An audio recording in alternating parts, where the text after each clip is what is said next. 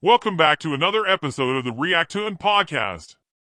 I'm your host, Mr. Meta, and today we're diving deep into a topic that's been making headlines lately: protest road blockades. Protests have always been a powerful way for people to voice their concerns and advocate for change. They've played a crucial role in shaping societies around the world. But what happens when these protests involve blocking roads? Are there unintended consequences? Let's explore. Before we get into it, let me be clear. Protests are an essential part of any democracy. They give voice to the marginalized, shine a light on injustice, and push for much-needed change. We respect and support that. However, the practice of blocking roads during protests has raised some valid concerns. And, as viewers, it's essential for us to consider both sides. First, let's talk about the impact on commuters. When roads are blocked, it can cause major disruptions, traffic jams, and delays for innocent people just trying to get to work or home. Is that fair? Safety is another significant issue. Emergency services like ambulances and fire trucks might be delayed when they need to reach people in distress. That's something we can't take lightly. Now, here's the thing. There are alternative ways to protest effectively without blocking roads. Peaceful marches, sit-ins, and other methods can also get the message across without causing inconvenience. And one more thing to consider: the legal consequences. Those who block roads during protests may face fines or even arrest. It's important to know the legal boundaries of protest. Throughout history, road blockades have been a common strategy employed by protesters to capture the attention of the public and policymakers.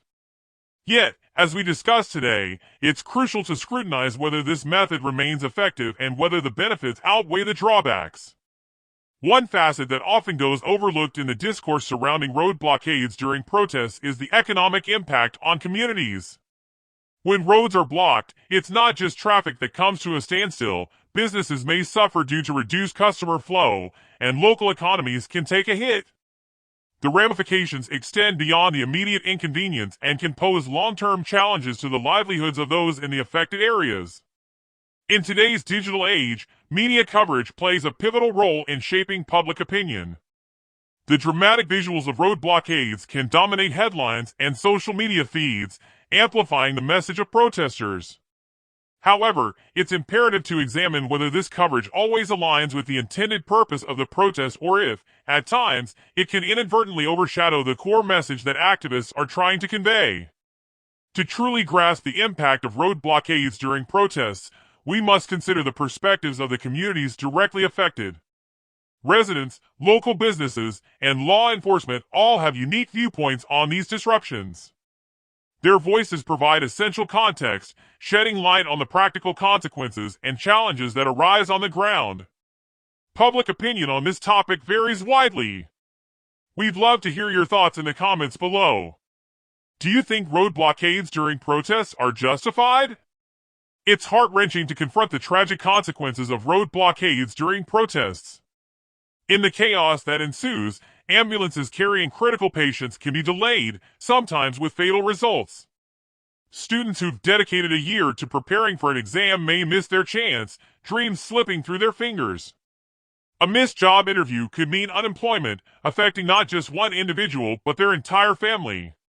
And the unimaginable pain of missing a flight to a late father's funeral, a chance to say that final goodbye forever lost, all because of road blockades. It's important to acknowledge that these consequences, while unintended, weigh heavily on the shoulders of those who participate in such blockades, underscoring the profound impact their actions can have on innocent lives. While road blockades during protests are a deeply divisive issue, there are alternative methods of civil resistance and advocacy that can be equally, if not more, effective in conveying the message. Peaceful marches, sit-ins, and symbolic demonstrations provide powerful platforms for protest without disrupting vital services or causing harm to innocent bystanders. Encouraging dialogue and collaboration with local authorities and communities can also lead to more constructive solutions, ensuring that the message is heard without the unintended consequences of road blockades. As we near the end of this episode, let's recap the key takeaways from our discussion. We've explored the historical, economic, and community perspectives on road blockades during protests, as well as potential solutions and international comparisons. Stay tuned for our final thoughts as we consider how to strike a balance between the right to protest and the impact of road blockades. If you found this discussion valuable, please like and share this video. And remember, viewers, let's have a respectful conversation in the comments below about the best ways to bring about positive change in our society. Sharing this video can be a transformative act, akin to breaking down the barriers in someone's mind with the force of knowledge, much like a hammer shattering an obstacle. As the river of wisdom flows into their consciousness, it refreshes the neurons and lights up the dark corners of their understanding, igniting the flames of intelligence. Together, through open dialogue and thoughtful exploration, we can foster a more informed and empathetic society where the exchange of ideas paves the way for positive change.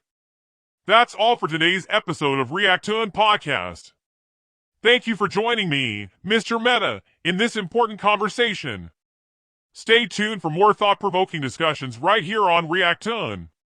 Until next time, stay connected. Please like, share, and comment on video. Do not forget to subscribe channel and hit the bell icon for updates.